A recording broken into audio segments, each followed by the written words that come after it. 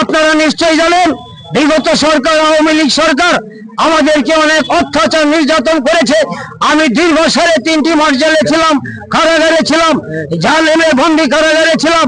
আজকে আমরা মুক্ত হইতে পেরেছি। সংগ্রামী ভাইয়ের আমার, আপনারা নিশ্চয়ই জানেন বিগত সরকারের অনেক অসত্যভাবে রাত্রে ভোটের মাধ্যমে ভোট ছাড়াই ব্যালট বাক্স নিয়ে ছিনিয়ে নিয়ে তারা সরকারের মধ্যে সরকার পরিচালিত করেছিল। বর্তমান তাদেরকে আমরা ওই জালিমদেরকে তাড়াইতে গিয়ে আমরা বাংলাদেশকে তাদেরকে তাড়িয়ে দিয়েছি।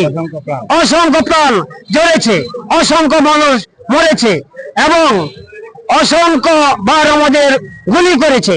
আমরা পল্টনে গিয়েছিলাম মিটিং মিছিল করার জন্য, সেখানে হেলিকপ্টারের মাধ্যমে আমাদের মধ্যে গরম পানি নিক্ষেপ করেছে। সেই দিন আমাদের অসংখ্য ভাইয়ের প্রাণ ঝরেছে।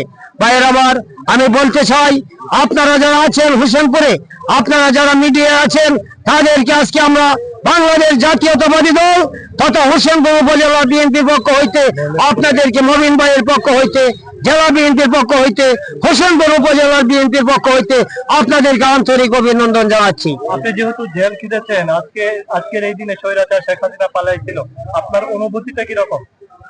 আমার অনুভূতিটা হইল, আমরা বিগত দিনে হোসেনপুর তথা জেলা এবং ঢাকা সহ আমরা যখন মিটিং মিছিলে যাইতাম, তখন আমাদেরকে রুটের মধ্যে অ্যাটাক করিত আওয়ামী লীগ সন্ত্রাসী বাহিনী এবং পুলিশ কর্তৃক আমাদেরকে বিভিন্নভাবে ধরপাকড় করত।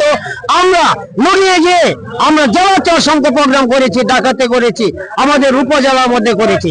তাই যিনি স্বৈরাচার, সেই স্বৈরাচার আজকে বাংলাদেশ থেকে পালিয়েছে। আজকে ছাত্র জনতার মাধ্যমে আমরা তাদেরকে তাড়িয়ে দিয়েছি। আজকে যে হোসেনপুরে বিজয় মিছিল হয়েছে, আমাদের সামনে কাউন্সিল, আমাদের জননেতা জনাব জহিরুল ইসলাম মবিন ভাই যিনি সভাপতি প্রার্থী হয়েছেন, আমি আশা রাখবো হোসেনপুরে 6 ইউনিয়ন এবং পৌরসভা সহ আমাদের জননেতা জনাব জহিরুল ইসলাম মবিন ভাইকে একটি ইলেকট্রিক নির্বাচনের মাধ্যমে আমরা কমিটি ঘোষণা করতে চাই। এখানে কোনো কারচুপি করা হবে না, এখানে একটি গণতন্ত্রের মাধ্যমে, আপনারা নিশ্চয়ই জানেন 6 ইউনিয়ন এবং পৌরসভা সহ হোসেনপুরের বিএনপি তথা সকল অঙ্গ সংগঠন সহ আজকে এখানে কাউন্সিল চাচ্ছে। আমি নিশ্চয়ই শুনতে পেরেছি যে এখানে কোনো নির্বাচন হবে না। যদি নির্বাচন না হয়, এইভাবে ছুরির মাধ্যমে কমিটি দেওয়া হয়, তাদেরকে আমরা দুর্বার আন্দোলনের মাধ্যমে প্রতিহত করব। কারণ কোন সরকার ওই টিকতে পারে নাই, স্বৈরাচারী শাসক পারে নাই। তাই হোসেনপুরে যদি এইভাবে চুরি করে কোন কমিটি দেওয়া হয়, তা আমরা দুর্বার আন্দোলনের মাধ্যমে তাদেরকে প্রতিহত করব। কারণ জহিরুল ইসলাম মবিন ভাই গণতন্ত্রের বিশ্বাসী। কারণ তিনি ইতিপূর্বে উপজেলা নির্বাচন করেছিলেন। উপজেলা নির্বাচনের মাধ্যমে অসংখ্য বুথের মাধ্যমে তিনি নির্বাচিত হয়েছিলেন। তাই হোসেনপুরে একটি অবাধ, সুষ্ঠু, নিরপেক্ষ নির্বাচন হবে। এখানে আমাদের জননেতা মির্জা আব্বাস সাহেব আছেন, জেলার সভাপতি সেক্রেটারি মহোদয় আছেন, জেলা নেতৃবর্গ আছেন, আমাদের উপজেলার নেতৃবর্গ আছেন। আমরা আশা করব একটি ইলেকট্রিক নির্বাচনের মাধ্যমে আমাদের হোসেনপুরে কমিটি যাতে হয়। আর আমার শেষ অনুভূতিটা হইল এই গণতন্ত্রকে ফিরিয়ে আনতে আজকে আমাদের অনেক প্রাণ ঝরেছে, আমরা জেল হাজত কেটেছি।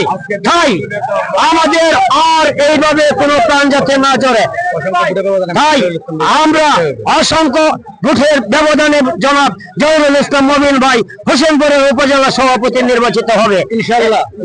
আপনারা কি বলেন ভাই? মবিন ভাই সভাপতি হবে, অসংখ্য ভোটের মাধ্যমে সভাপতি নির্বাচিত হবে, এই আশা আহ্বান ব্যক্ত করে আমার বক্তব্য এখানে শেষ করছি। এবং আমি যেহেতু উপজেলা বিএনপি করি, বাংলাদেশ জাতীয়তাবাদী দল তথা হোসেনপুর উপজেলা বিএনপির পক্ষ হইতে সকলকে আন্তরিক অভিনন্দন জানিয়ে আমার সংক্ষিপ্ত বক্তব্য এখানে শেষ করছি। আল্লাহ হাফেজ। বাংলাদেশ জিন্দাবাদ।